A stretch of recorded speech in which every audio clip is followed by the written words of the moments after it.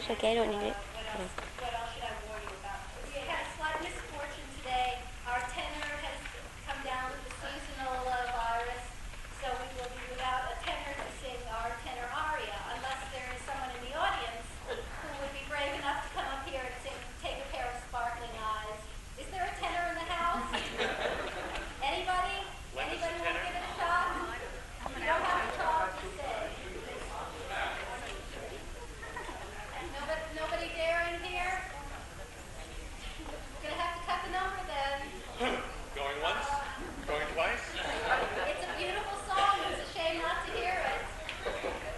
Anybody? Or we could make it a chorus number. Does everybody want to sing along with Take a Pair of Sparkling Eyes? Sing that number? Yeah. Okay. It's in 6/8 time. Okay. We'll all sing it then. It's the appropriate moment. And doubling in the role of Fred Scrooge will be Jerry Marsh. In addition to the scheduled role as the Ghost of Christmas Present. In case you wanted to follow Okay. I don't know which one they're doing. And if our cast will take their seats below the stage and we can get this operation going.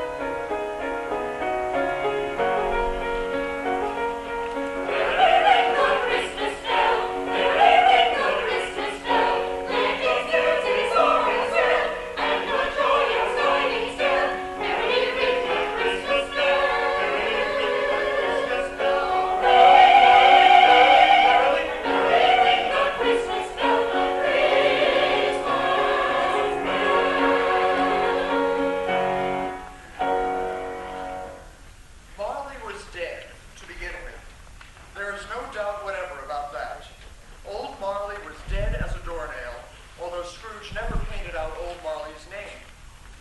Oh, but Scrooge was a squeezing, wrenching, grasping, scraping, clutching, covetous old sinner. The cold within him froze his old features, nipped his pointed nose, shriveled his cheek, stiffened his gait, made his eyes red, his thin lips blue, and spoke out shrewdly in his grating voice.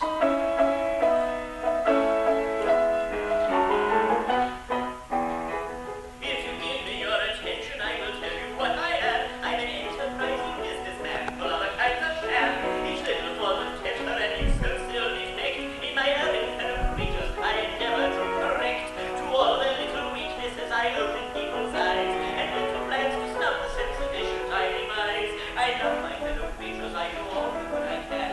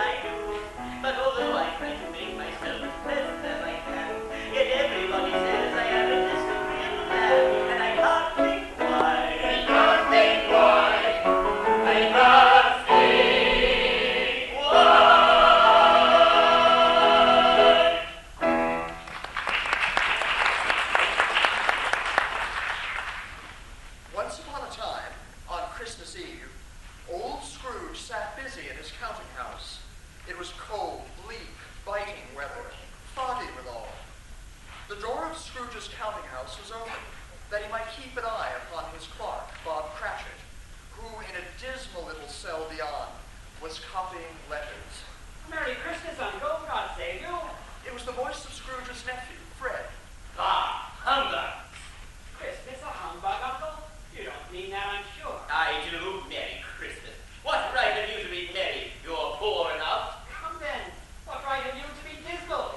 You're rich enough. Bah, humbug. Don't be cross, Uncle. If I could work my will, every idiot who goes about with Merry Christmas on his lips should be boiled with his own pudding and buried with a stake of holly through his heart. I have always thought of Christmas as a good time.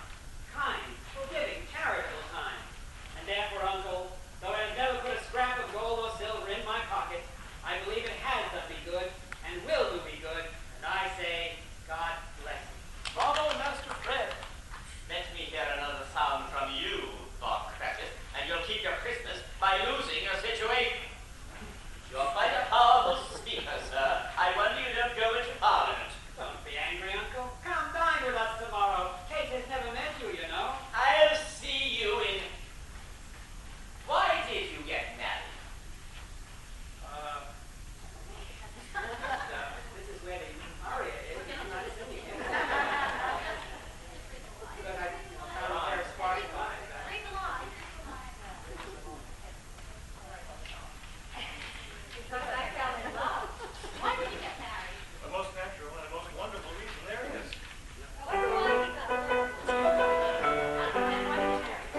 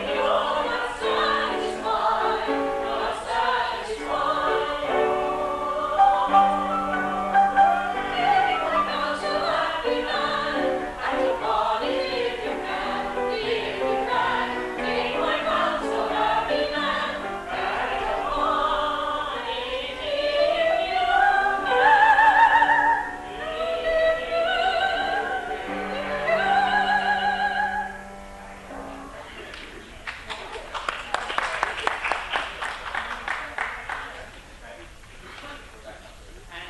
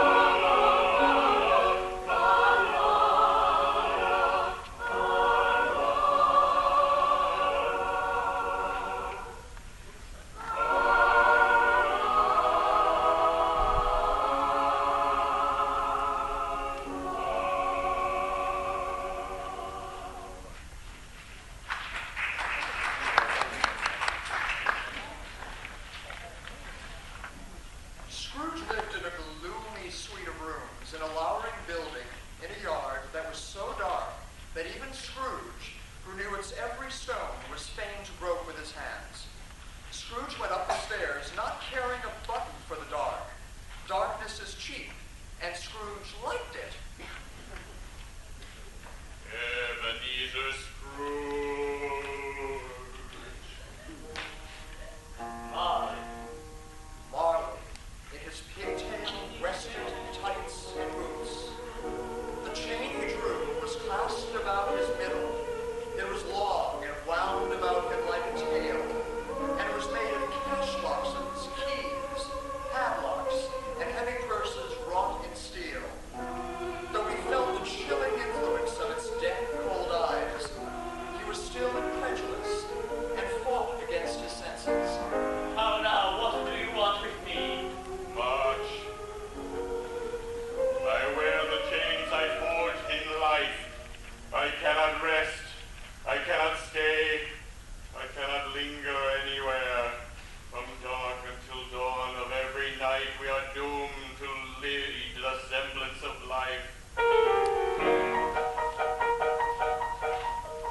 When the light falls in the clouds, and the bird in the moonlight flies, and the clouds like clouds, they over the midnight skies. When the footpads quail, and the night birds wail, and the black dogs play at the moon, then means those spectres holiday, then means the ghosts I know. Holiday means the ghosts I know. I know. It is the ghosts I know. As the summer breeze swings on the trees, and the mist climb along the land, from the Christian tones, God gather the bones, and at once walk within and land. And away they go with a pop and a moan to the rattles and windows on. For cutthroat limits our holiday, dead of the nights I know. Oh, dead of the nights I know. I know. The dead of the nights I know.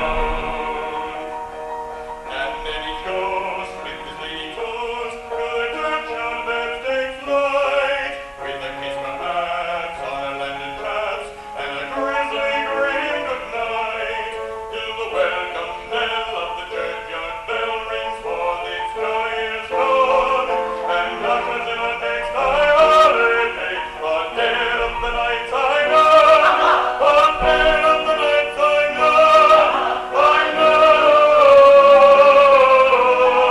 the dead of the nights I know.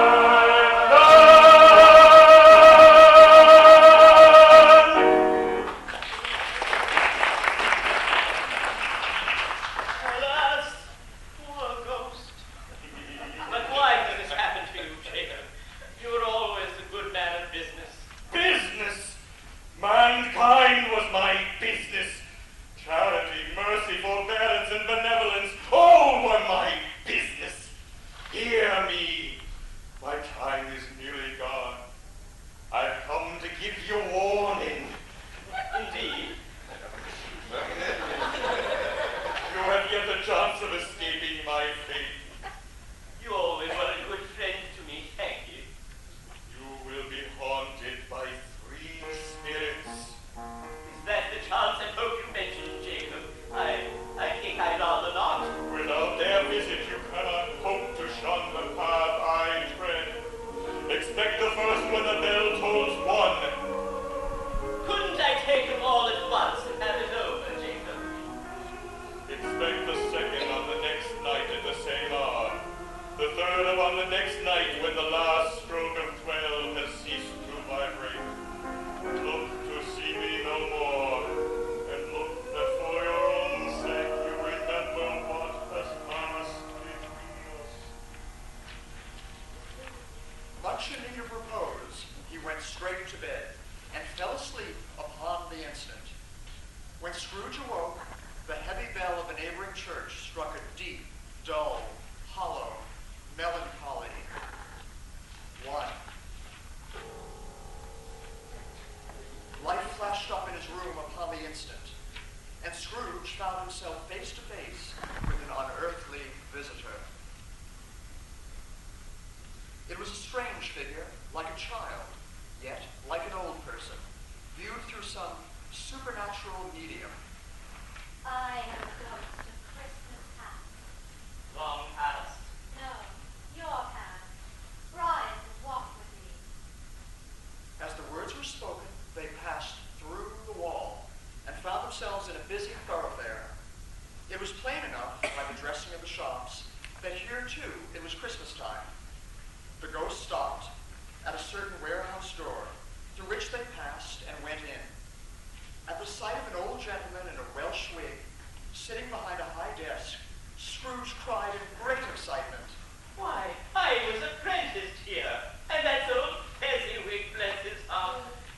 It's Fezziwig alive again. Old Fezziwig laid down his pen and looked up at the clock, which pointed to the hour of 7.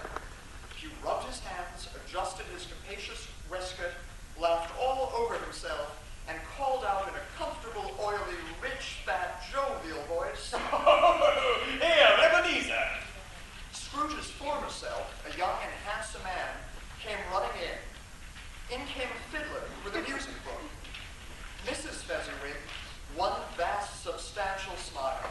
In came all the young men and women employed in the business. In they all came, some shyly, some boldly, some pushing, some pulling. Away they all went, 20 couple at once.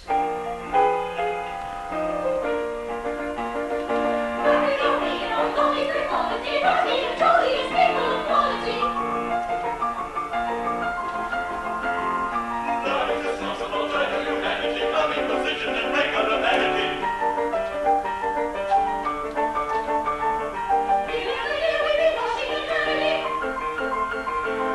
Having no fun with them, what is it worrying?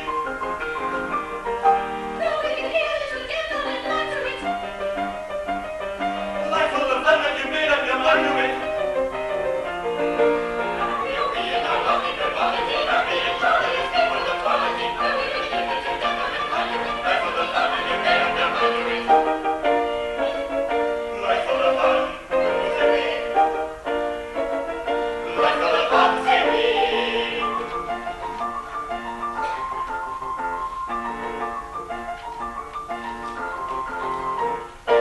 There were more dances, and there was cake, and there were mince pies, and plenty of beer.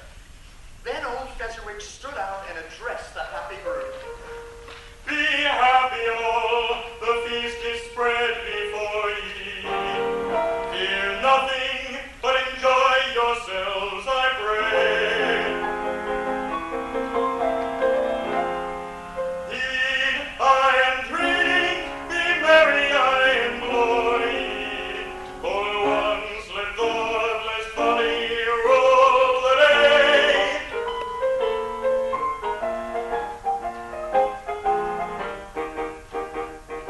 Eat, drink, and be gay, but nobody in sorrow. Not gaily today, reap the glory tomorrow. Pain, trouble, and care, misery, heartache, and worry. Wake out of your lair, get you all gone in a hurry. Wake out of your lair, get you all gone in a hurry. None so happy as me, and none so jolly as me. Ha ha ha ha, but none so jolly as me.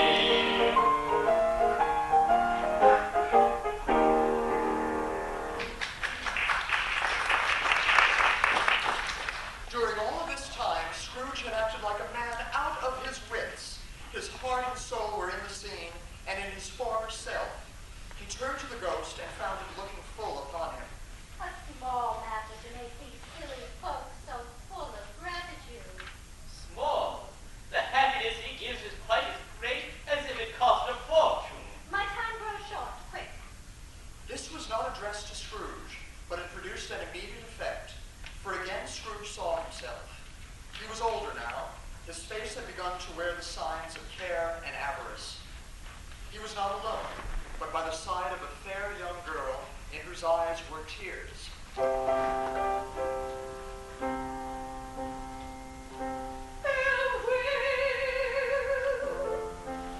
Lost my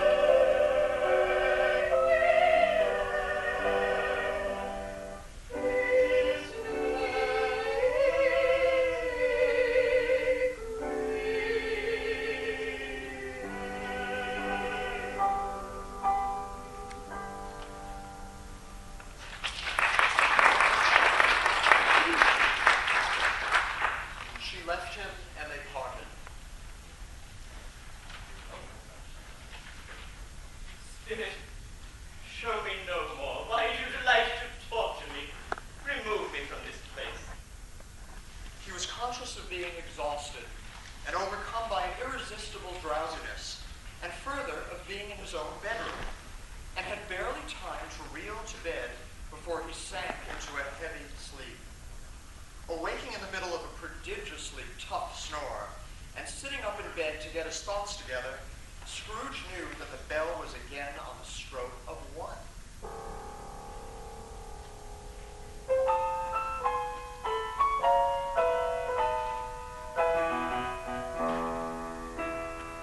When you find you're a broken down critter, who is all of the troubles with your palate unpleasantly bitter, as if you just bitten a pill, when your legs are as thin as dividers, and you're plagued with unruly insiders, and your spine is all creepy with spiders, and you're highly Gambogian guild.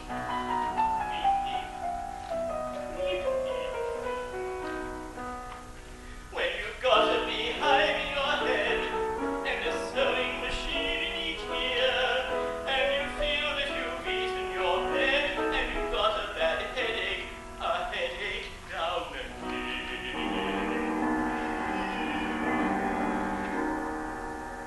When such facts are about and those symptoms you find in your body or crown, it's a shady lookout. You may make up your mind that you'd better lie down. Go at once and lie down.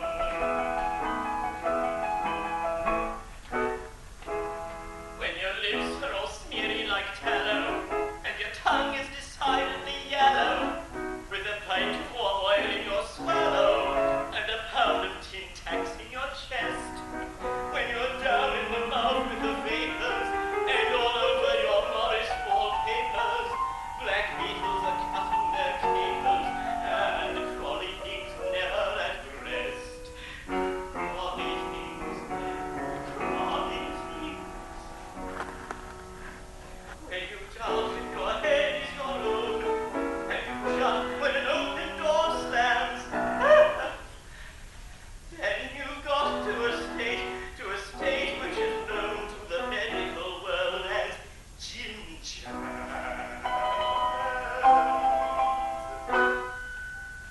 If such symptoms you find in your body or head, they're not easy to quell. You may make up your mind you are better in bed, for you're not at all well. No, you're not at all well, not at all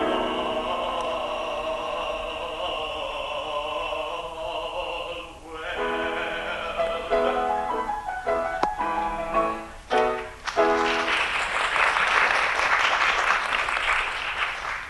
A blaze of ruddy light streamed upon his bed when the clock proclaimed the hour, and he was powerless to make out what it meant.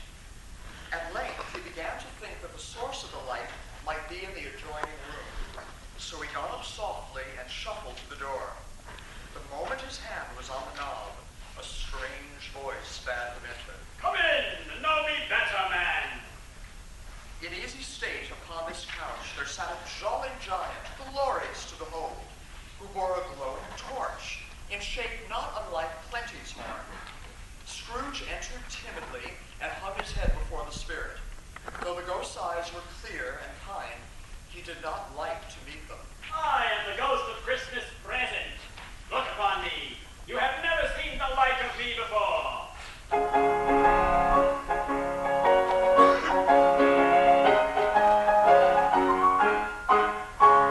Oh, better far to live and die under the festive flag I find than play a pessimistic part with a gloomy scowl and a heavy heart. A man of the cheating world are you. Their parties wasted and lives are true, but I'll be jolly when I play host and reign as the Merry Christmas goes. For I am the Christmas ghost, and it is a glorious boast to be the Christmas ghost. I am the Christmas ghost, and it is a glorious boast to be the Christmas ghost. It is the love of the Christmas ghost, the love of the Christmas ghost.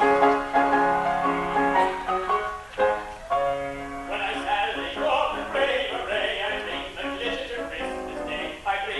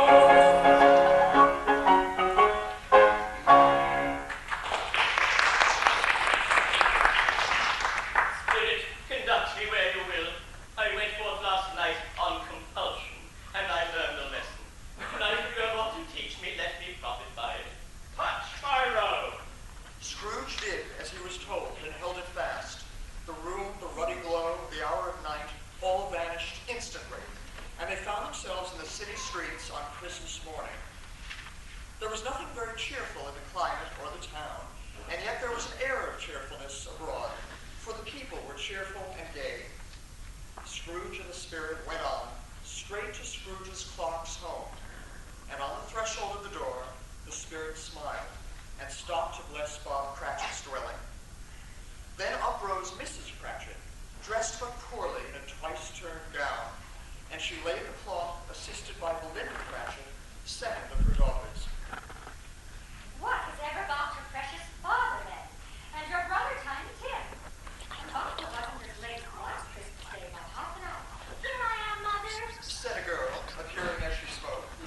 And then the two younger Cratchits loudly proclaimed that, in their opinions, there never had been such a goose as theirs. Sit ye down before the fire, my dear, and have a warm. Lord bless you. Look, look, there's father coming, cried the two young Cratchits, who were everywhere at once. And in came little Bob, the father, with Tiny Tim upon his shoulder. Alas for Tiny Tim, he bore a little crutch and had his limbs supported by an iron frame. Master Peter and the two young Cratchits went to fetch the goose, with which they soon returned in high procession. Such a bustle ensued that you might have thought a goose the rarest of all birds, and in truth, it was something very like it in that house.